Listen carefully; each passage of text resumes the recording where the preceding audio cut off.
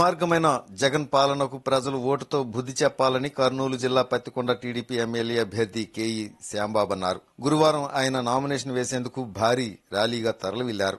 స్థానిక ఎన్టీఆర్ సర్కిల్ నుండి ఆర్ఎండ్బి గెస్ట్ హౌస్, తేర్ బజార్ మీదుగా గుత్తి సర్కిల్ వరకు ర్యాలీ నిర్వహించారు. ఈ కార్యక్రమానికి మాజీ ఉప ముఖ్యమంత్రి కేఈ కృష్ణమూర్తి, కర్నూలు జిల్లా టీడీపీ ఎంపీ అభ్యర్థి నాగరాజు పాల్గొని ప్రసంగించారు. పత్తికొండ నియోజకవర్గంలో వైసీపీ ఎమ్మెల్యే కంగాటి శ్రీదేవి ఈ 5 ఏళ్లలో ప్రజలకు గుక్కెడు నీళ్లు కూడా ఇవ్వలేదని ఆరోపించారు. గత 5 ఏళ్లు పత్తికొండ ఎమ్మెల్యే ప్రజా సమస్యలు గాలి కొదిలేసి భూ కబ్జాలు, ఇసుక దందాలు, మట్టి మాఫియా, అక్రమ వసూళ్లపైనే దృష్టి పెట్టారని మండిపడ్డారు.